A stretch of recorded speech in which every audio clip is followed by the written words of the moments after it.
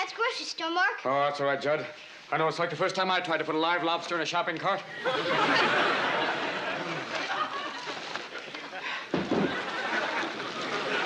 we shouldn't have bagged our own groceries. Ooh, dead bread. Well, at least now we can have pumpernickel tortillas. Looks like you don't have to worry about scrambling your eggs either. Oh. It's not a pretty sight, is it? Well, at least they die with their shells on. May you rest in pieces. I've never seen anyone get so emotional over eggs. Oh, each one of those eggs represents 76 chicken hours, Judd. You know, Mark, ever since I moved into this neighborhood, you've been one of my best friends. Thanks for taking me to the movies today. How'd you like it? Well, for such a conceptually interesting film, I usually like to see it twice. You know, I found the production values reminiscent of Bergman and the dramatic values reminiscent of Fellini. But what bothers me is, why did the coyote, after the Roadrunner blew him up, come back 5 seconds later? How should I know? I don't even understand what you said. What do you want me to do with the mail? Oh, put it on the counter. It's Mindy's. This one's for you. Oh, mail pour moi? It's from the U.S. Dep of Imig and Nat? I don't know anyone named Nat. Well, let me see. Sorry. Oh, no. It's from the Department of Immigration and Naturalization. Dear sir. That's nice. Pursuant to your visit of April 19th last year, we require more information on your alien status. Please contact our office immediately to prevent termination of your U.S. residency. Love, Jimmy.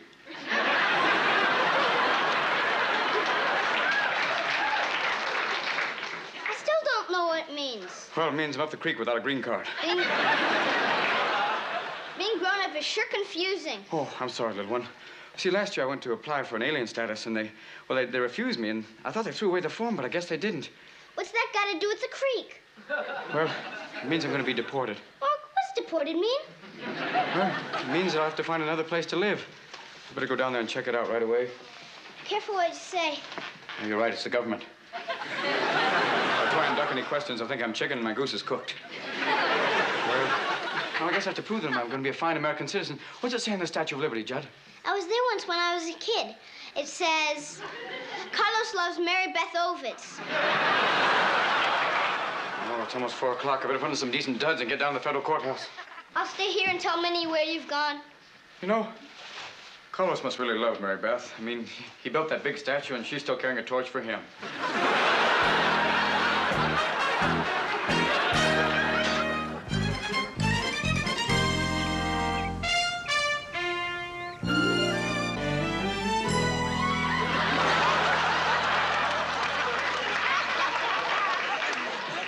Dun, dun, dun, dun. America, America, from sea to shining waves of grain.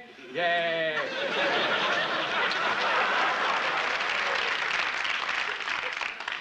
You must be my 5 o'clock appointment. I'm certainly not your 5 o'clock shadow.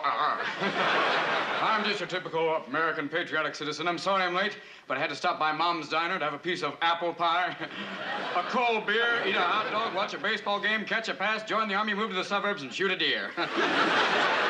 Well, what's this in my pocket? I don't know. It's the Constitution. I don't know why I carry it around, because I memorized it years ago. Mr. Mork, is it? Yes, yes, my fellow American, it is. It says here you come from Ork. Where exactly is that? Follow.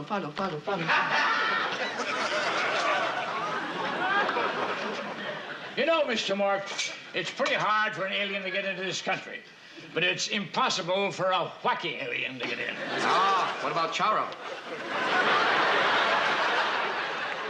Have you got any identification papers? Oh, no, just Mr. Bill of Rights. Oh, no, don't violate me!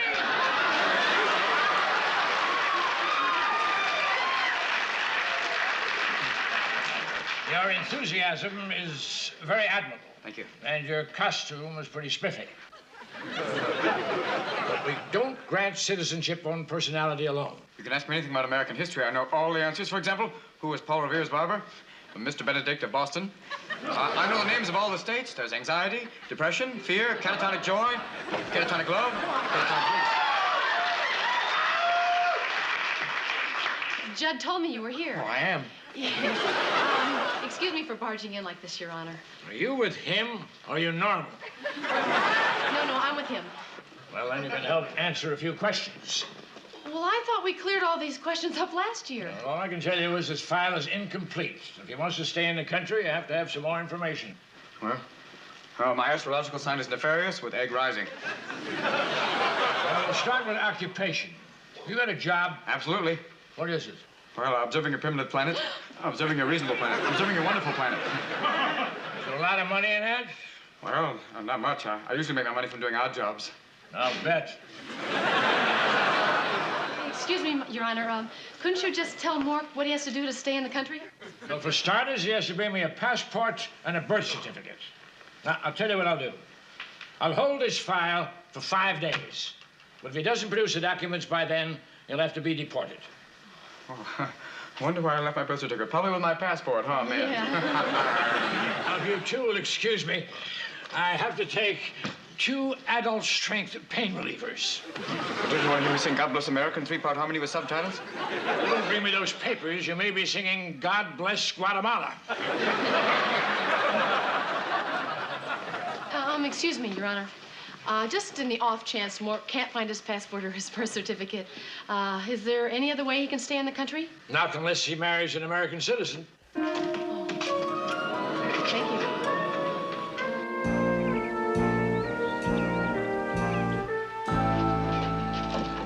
Now, Mork, have you changed yet? No, I'm still an illegal alien. Well, I've been thinking over the alternatives. Me too. Number 1, I could run away. Then they'd arrest me, there'd be a brief trial, then death row, then a long walk. Then President Jerry Brown would strap me into a solar-powered electric chair and take me a year to die.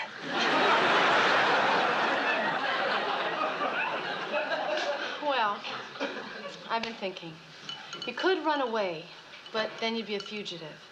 Yeah, I'd probably be pursued for the rest of my life by a one-armed immigration officer. Or you could go to another country, except you'd have trouble getting in anywhere without a passport. Well, maybe I could stay at the Shah's place. I don't think so. Oh. I think it'd be too difficult for you to adjust to another country. Oh, then you can go with me, Mind. If we go to China, it'll be Mork and Ming. Or if we go to Siberia, it'll be Mork and Mindovich. Or Italy, it'll be Mork and Minestrone. Or if we go to Latvia, it'll be Laverne and Shirley. No, it won't work. You can't go. Well, why not? Well, because I don't want to take away from your friends, your life here, your dentist. I've got another solution. I'll disguise myself as an American tourist. I'll get a Nikon camera. I'll get a long 2-piece leisure suit. That's okay. We'll run some kids. We'll put them in the back. They'll wear little Mickey Mouse ears and go, Dad, are we going to Disneyland? I'll be driving on, looking in the rearview mirror and go, Bill, Bob, Joe, Gene, Carl, Joe, down, you shut up, and if Grandpa passes out again, you jumpstart him. Now, come on, let me quiet. Well, Mork, the only thing left to do is what the judge suggested. Getting married. Oh, I couldn't do that, Min. Well, why not? Well, because you once said that marriage was a very, very special thing, and you only wanted to do it once, and I don't want you to waste it on doing a favor for a friend. Yeah, but Mork, I'm trying to help you. No, it'll be all right. I'll leave, and you'll forget about me, and I'll forget about you. About 200 years. Oh. Well, we can't give up now. I mean, we've got 5 whole days to think of something. No. Let's face it, I'm doomed. But at least I have something to remember you by. What's that? Can I see? Well, don't open it. What is it? Well, inside's the very first tear you ever shed for me. Oh, and you carry this with you? Oh, Mork, that's so nice. Well, I hope one day I can... If I ever get real, real lonely, I'll open it up and brush that tear away. It'll almost be like having you there.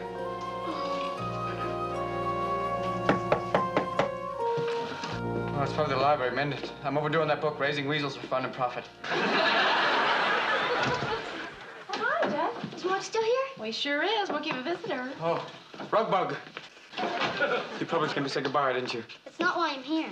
I saw this program on TV and I thought it might help you. It's about adopting kids from Asia. If you could find someone to adopt you, like the Vietnamese kids, you could stay in this country. That's a great idea. Yeah, man, but I'm allergic to silk and I don't love rice. It's not so bad if you put lots of sugar on it. See ya. Okay, thanks a lot, Judge. Sure thing. Okay, bye. Oh, did you hear that? All we have to do is find an American who will adopt you, and then you can stay in the country. Yeah, but who's going to adopt me? Me?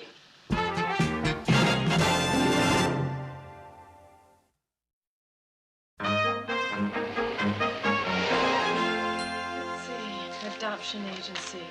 Adoption agency. Min, can you stop your fingers from walking for a second and let my lips do the talking? Min, I don't think it's a very good idea. Why, Mork? I'll adopt you, and then everything will be... Then you become my mother. Right.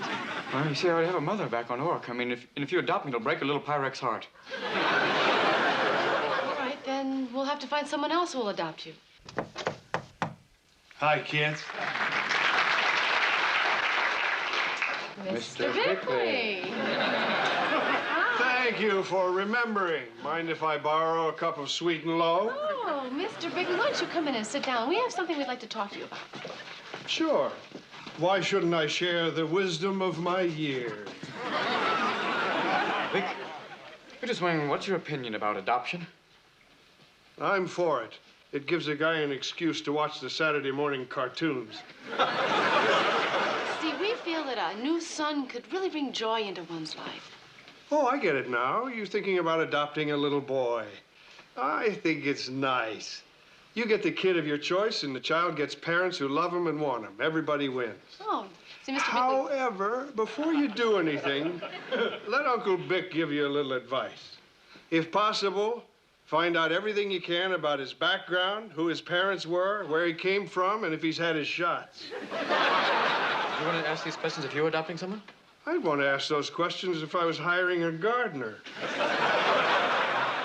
Well, thanks for the advice. Oh, sorry, we're out of sweet and low. Oh, well, you might as well hold on to this till you get some. It's yours. I borrowed it last year. By the way, if you do get a kid and you need a babysitter, just drop him by my place. You can use that window over there. Goodbye, Mork. Goodbye, Mindy. Bye, America. Mork, I'm sorry. That's all right, Min. I'll probably be too big for his lap anyway. What we have to find is someone who'll adopt you that won't ask any questions about your past. Well, I just hope it's not Roy Rogers. Because if I pass on, he'll have me stuffed and put me in his museum.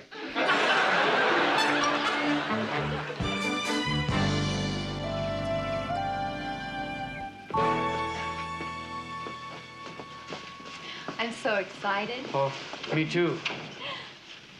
Where's the little one? You're looking at him. You're here to be adopted? Oh, the bigger ones are always the last to go. You mean you're adopting him? Oh, no, not me.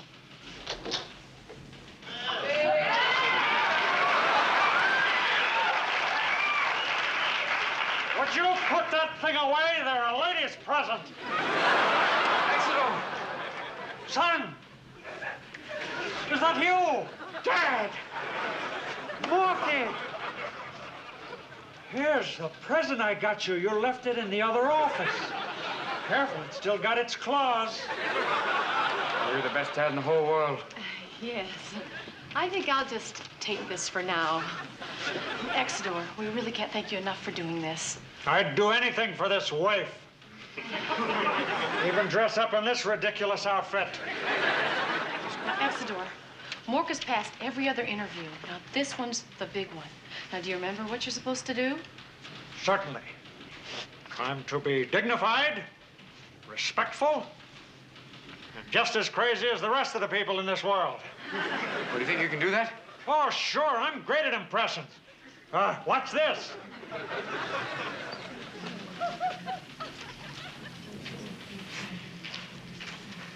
Hello.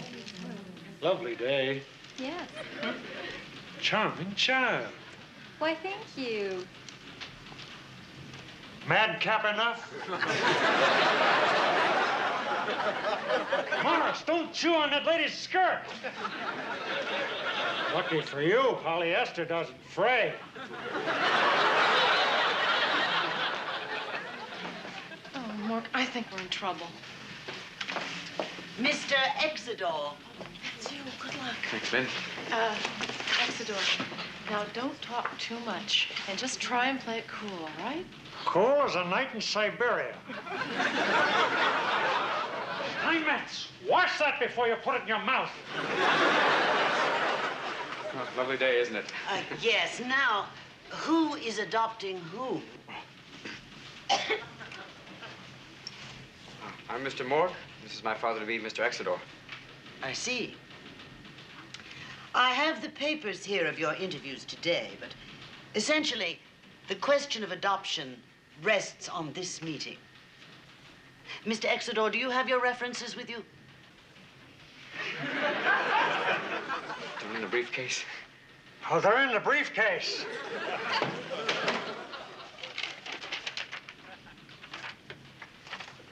Lunch.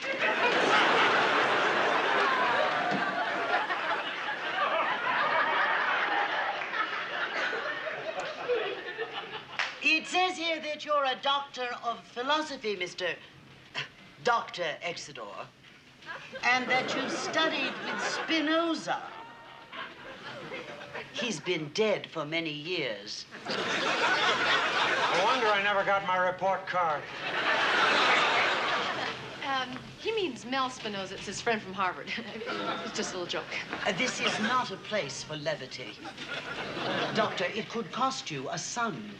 Of course. Dr. Exodore, the key question is, why do you want to adopt someone as old as Mork? Why?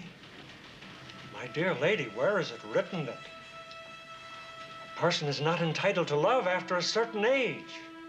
What you see before you are two people with complementary needs. He to have a father, I to be one. What calloused heart would deny the fulfillment of this just because one of us isn't wearing diapers?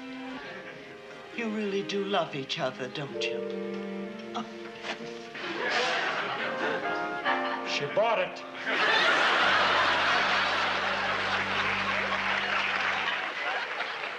Dr. Exodore, I had my doubts, but you're a fine man. You have a son. Junior. Mon cher papa.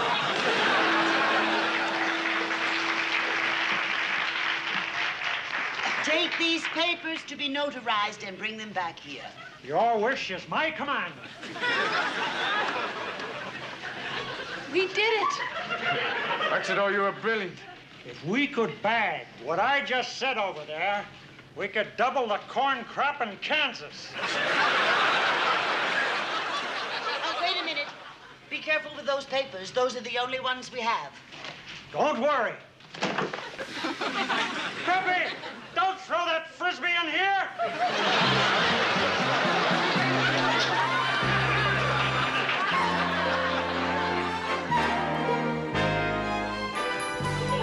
And then I couldn't believe it when he said, Mork? Mindy, is that you? Cut it out. Ah, I'm sorry. Just trying to be a chip off the old pop. You know, Dad's been awfully nice to me. He even put me in his will before he was going to leave everything to his burro. Right. And what are you going to inherit? A bale of hay. Well, he was going to leave me the Colorado River, but I said I had no place to put it. You know, Mork, we solved one problem, but I'm afraid we might have another one. I've been thinking, and for the first time, the government actually has records on you. Well, I don't think so, Mindy. You see, the Immigration Department closed its files on me. And Dad didn't trust the Adoption Bureau with them because they're such important papers. He said he put them in his private vault. Exodore has a vault? Yeah, it's behind Herman's House of Fish at a dumpster. Well, it looks like you're safe for a while anyway. You know, Mind, we got real close to being married, didn't we? Yeah, we did. Wonder what that would have been like. Mr. and Mrs. Mork. Well, let's see. You know, after a while, I'd come home, open the door, and go, hi, Mindy. Hi, Dave. Hi, Rick. Wow. Hi, Dad. Wow, you look really good tonight. It's really nice to have you home. Then I'd sit in front of the TV on Sundays with a six-pack of ginger ale. And I'd sit there for a long time, and eventually, after a couple of years, get a little ginger belly. Then we'd have to buy lots of aspirin for all the headaches you get at night. And then eventually, we get older, and a lot older. And we'd sit out on the front porch in our little motorized rocking chairs, and the chairs would rock for us. Every so often, I'd flip my little pacemaker clock real fast like that and turn it down. And then finally one day, I'd lean over to you, take me about an hour to get real close. And then I'd lean over and whisper in your hearing aid. I'd say, Mindy, after all these years you've been so nice to me, I'm going to tell you something that no one else knows. I'm really a...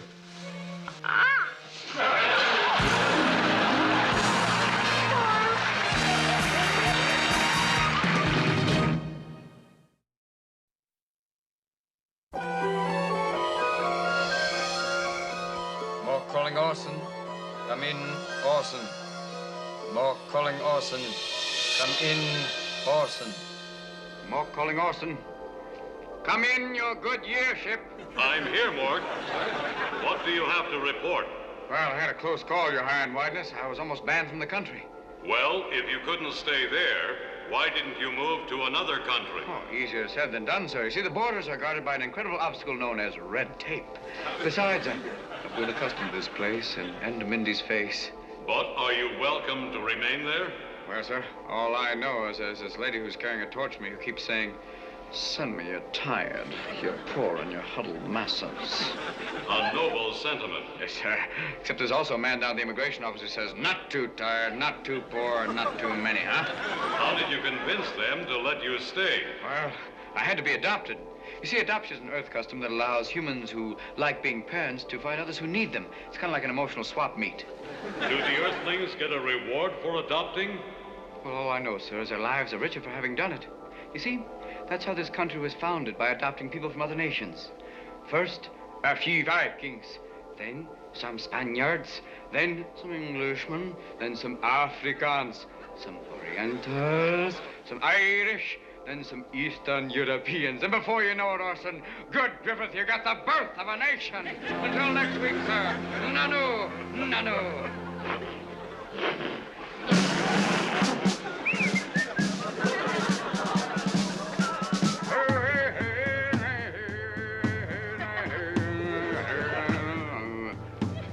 Hey, what about us, Wash day.